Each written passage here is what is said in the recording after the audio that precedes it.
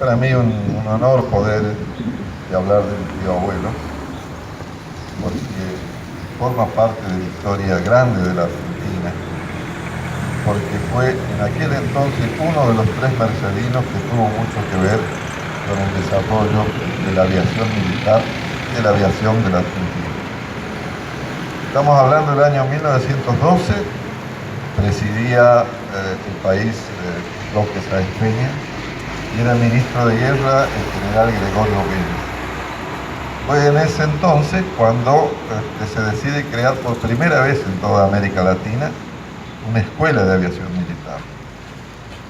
Y en la participación activa de la creación de esa escuela estuvo uno de los promotores más destacados, que fue don Jorge Newbery, por entonces presidente del Aeroclub, recientemente creado en Argentina, y el gobierno, que ya creía necesario dar una respuesta frente a esto, que era algo muy nuevo en el mundo. El primer avión había volado, hay una discusión, a fines de 1913 en Estados Unidos, por los hermanos Wright, o en Francia, por Santos Dumont, un brasileño que en 1906 hace volar por primera vez un avión y supervisado por las autoridades militares de aquel entonces. Pocos años después ya estaba Argentina creando la primera escuela de aviación militar. Y como un antecedente curioso, había ahí entreverados en esos tiempos de pioneros tres mercedinos. El otro era quien era por entonces, en 1908 era ministro de Marina, Onofre Belvedere. Onofre Belvedere fue un muy destacado marino, hijo de don Santiago Belvedere, que fue un inmigrante vasco-francés, que fue el que detuvo el último malón que avanzó sobre Villa Mercedes, matando al cabecilla que venía en ese malón, don Gregorio Pueblo. Este hijo, que en 1908 estaba como ministro de Marina, fue el que primero ordena hacer estudios sobre estas nuevas cuestiones del aire y de los aviones en su ministerio, con el propósito de pensar en la defensa de las costas argentinas. Ese es el antecedente. Entonces ahí estaba Belvedere, aparece un joven conscripto también que había aprendido a volar en mayo de 1912, Teodoro Fels, que en diciembre de 1912 Teodoro Fels bate el récord mundial de vuelo sobre el aire, sobre el mar, al ir desde Buenos Aires a la capital del Uruguay. Era conscripto, pero había comprado su avión propio en Francia, en Lyon, y por ese mismo entonces estaba también Manuel Félix Origone, que estudiaba su secundario en la ciudad de Buenos Aires, en el prestigioso Colegio del Salvador, pero ya hacia 1910 había ingresado al ejército como cadete. Bueno, Origone era hijo de una familia de inmigrantes. Su padre se había arraigado en Villa Mercedes en el año 1875. Su padre había llegado a los 12 años a Rosario, provenía de una familia muy humilde. La madre del papá de Origone era una costurera en Génova. Llega el padre de Origone a Rosario y el primer trabajo que consigue, casi sin conocer el idioma, era trabajar en una caramelería, envolviendo caramelos. Pasan los años, Origone se destaca, es reconocido por la gente por su trabajo en Rosario. Le encomiendan el control de una casa de comercio en Villa María, posteriormente el Río Cuarto, y cuando el ferrocarril llega a Argentina, a San Luis en 1875, viene Origone acá con la perspectiva, dice, donde hay ferrocarril va a haber trabajo, y se radica acá en el barrio Estación. A partir de ahí Origone se casa con una mujer oriunda de Renca, de San Luis, y tiene 14 hijos, de los cuales Origone era de los más chicos, Manuel Félix. El papá, don Rafael Origone, prospera mucho, es un gran benefactor de esta ciudad, hace numerosas, a lo largo de su vida, numerosas donaciones para la ciudad, entre ellos el Colegio Madre Cabrini, que está acá a pocas cuadras, la Sala Hugo Espinosa, que entonces funcionaba casi como un hospital del barrio La Estación, y muchas otras cosas. Y bajo la impronta progresista de Origone, desde el papá, se han hecho innumerables construcciones en Villa Mercedes que aún persisten muchas de ellas. Por decir, cerca de su casa, el Hotel Avenida, acá a media cuadra, el Hotel España, donde estaba el cine Astral, y lo que fue el Chalet Origone, una construcción magnífica. Bueno, el Origone, así como un ciclo de vida de inmigrante pobre a empresario progresista, tuvo entre sus hijos a Manuel Origone. Cuando en Buenos Aires se produce el primer vuelo de avión en 1910, con motivo de los viajes, con motivo del festejo del centenario de la Argentina, Origone se siente deslumbrado, y es como que siente el llamado: yo quiero eso para mí. Estaba estudiando en el colegio secundario El Salvador, colegio jesuita, y ahí decide ingresar en el ejército. En 1912, ya siendo subteniente, cuando se crea la Escuela de Aviación Militar,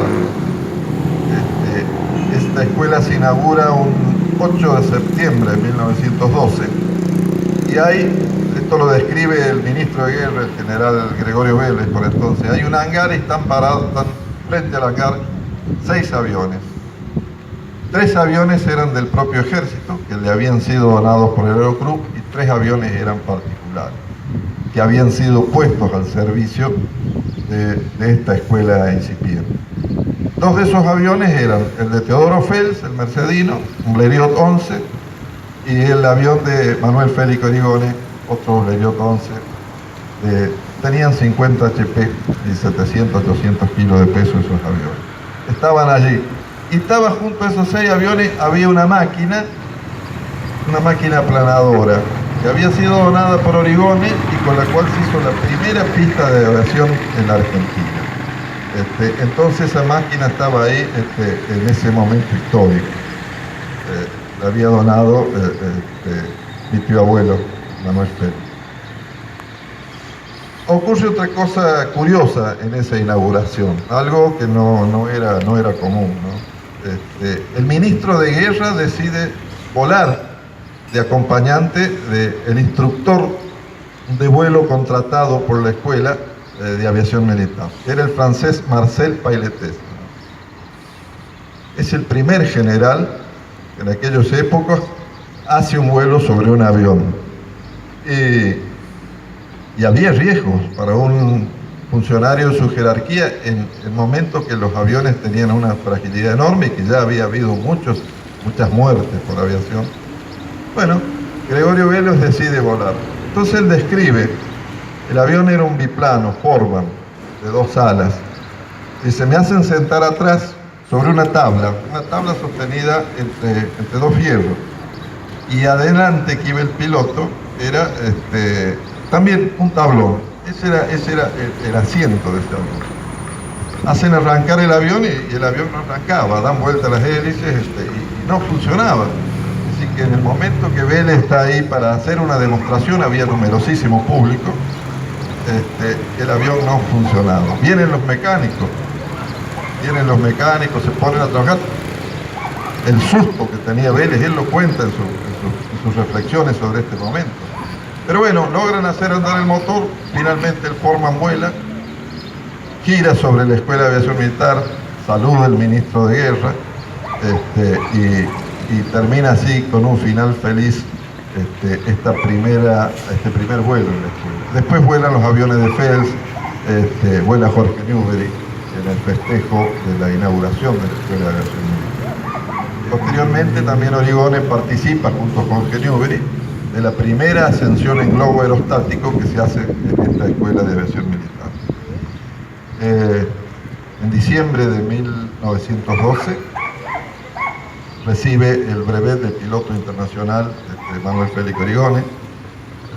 la noticia sale destacada en los diarios de la época, La Nación, por eso hay una descripción de lo que es ese examen, porque era toda una novedad esto de andar en aviones, ¿no es cierto?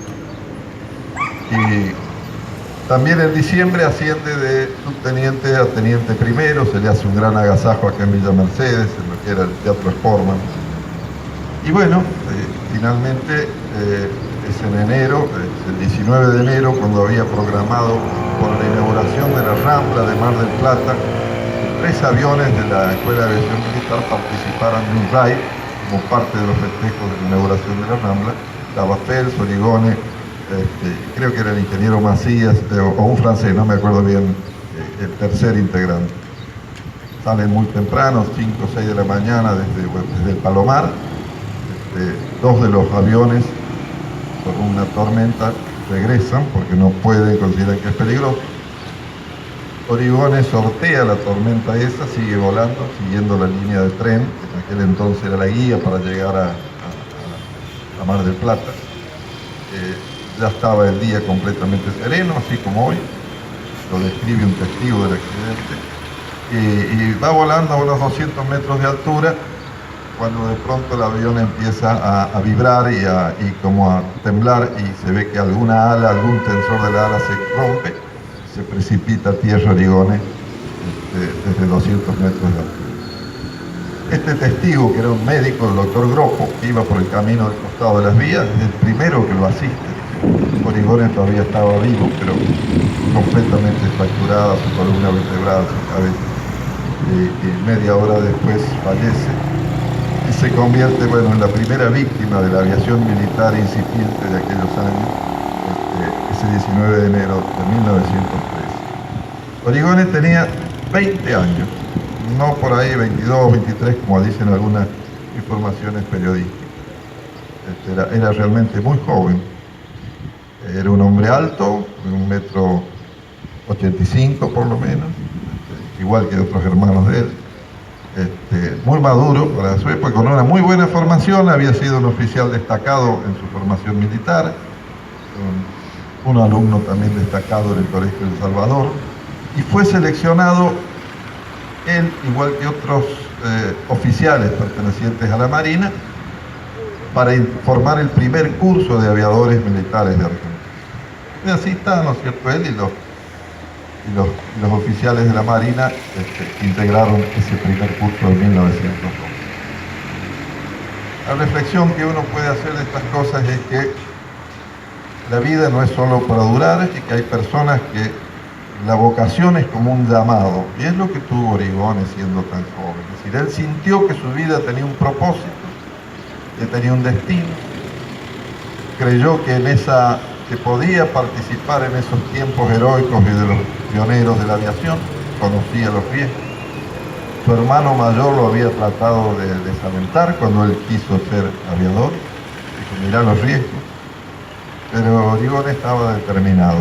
Y bueno, es a veces la cuota de sangre que se paga por ser los primeros en abrir un camino, y a su vez es, digamos, que cuando hay un llamado, una vocación, es un llamado interior, es muy fuerte, y no se elige la comodidad ni la rutina en la vida, sino una vida con riesgo, y esto le costó la vida. Pero bueno, hoy lo recordamos como un vecino de Mercedes, de una familia que también honró mucho a Mercedes, muy amigo de otro de los pioneros que fue don Teodoro Fels, muy amigo de Jorge Newbery, y hoy estamos acá recordándolo frente a sus restos que fueron traídos al cementerio que lo recuerda en el año 1962, que descansaba en el cementerio de La Chacarita, y por una iniciativa de aquel entonces intendente y creo que fue